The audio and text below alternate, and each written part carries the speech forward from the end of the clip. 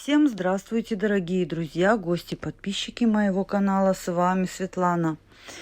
И как вы видите, я нахожусь в лесу. Сегодня у нас очень сильный энергетический день, полнолуние.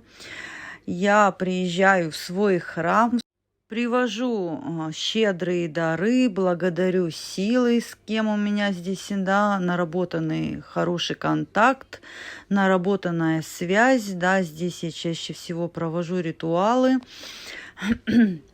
Это очень сильный лес, да, и здесь я всегда также приезжаю, читаю славления, призываю силы, благодарю их, да, работаю с ними. Вот, и новолуние, полнолуние обязательно, да, я для них уделяю свое время, посвящаю, да, им славления, читаю молитвы, да, и привожу угощения. Сейчас уже такой красивый лес, зеленый, уже такие пушистые деревья, наполненные, да, такими густыми листьями. Но сегодня у нас такой пасмурный день, да, и витала такая магическая энергия, так как лес казался таким ведьминым, таким гремучим, полумрачным, да, такая погода, и хмурый лес, да, чувствовалась такая вот магическая, витала энергия.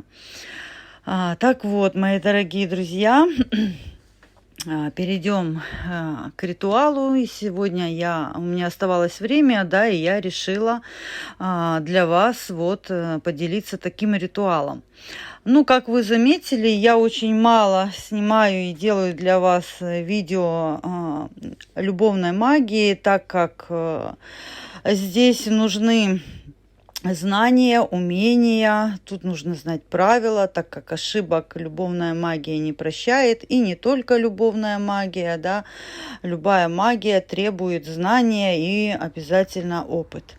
Также я привожу угощения, вот такие вот щедрые, да, мед, можно яблоки привозить, выпечку, да, делаю свечу, в свечу добавляю цветочки, да, это как бы в дар силам, они любят, когда своими руками что-то, да, мы делаем и привозим им в дар. Вот. Значит, дорогие друзья, этот ритуал лучше проводить тем, которые хотя бы немножко понимают азы в магии, которые хотя бы читали, изучали, да, которые хотя бы иногда раз сделали ритуалы, читали какие-то заговоры, да, вот, которые немножко в этом понимают, да, и интересуются, и пытаются делать какие-то ритуальчики, потому что я свои ритуалы выставляю не в полном объеме, да, то есть я некоторые ключи их вам не даю, поэтому нужно быть осторожными, так как если вы будете просто брать и читать заговоры, не зная всех правил, азов, да, ключей, вы можете навлечь беду и на своего любимого человека, и на себя, так как, еще раз повторюсь, ошибок здесь не прощают. Неправильный ваш шаг, да, и вы можете сделать себе самопорчу. Вместо того, чтобы получить любовь, страсть мужчину, вы можете себе привлечь самопорчу, да, сделать себе деструктивные программы, также вашему партнеру. Поэтому, если вы не знаете всего, лучше всего обращаться к практикам, знающим, да, колдунам, ведьмам, чтобы, если вы нуждаетесь в таких ритуалах, да, и у вас безнадежная ситуация, тогда лучше обратитесь к специалистам. Итак, переходим к самому обряду. Значит, сегодня у нас очень сильный день. Ну, лучше всего проводить такой обряд в пятницу. Этот ритуал называется «Приворот на медовый костер». Естественно, перед любыми работами мы проводим сначала хорошую диагностику, чистку, а потом только проводим какие-либо любовные привязки.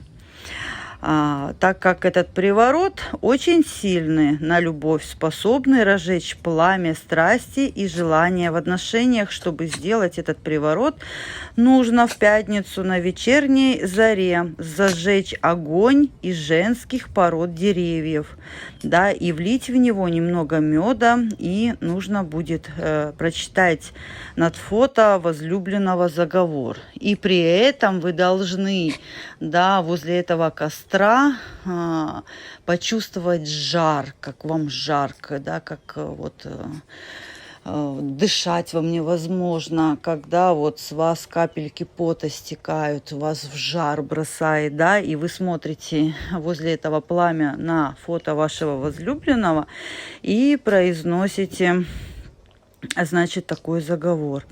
Ярый огонь зажигаю, силу вечерней зари призываю, то сила любовная, сладость томная, мне помоги. Имя ко мне привлеки, дикой страстью воспламени, ему меня любить, явись, пламенный лик.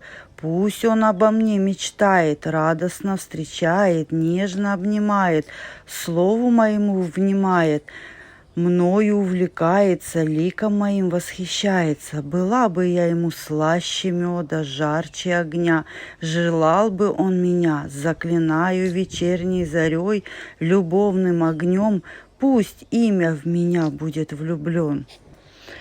Заговор читаете 13 раз. После того, как прочли заговор, можно посидеть немножко у костра, помечтать, подумать, представить вашего любимого человека, почувствовать от огня жар, как вам жарко, и как вот, да, эти все чувства пылают между вами и вашим возлюбленным человеком.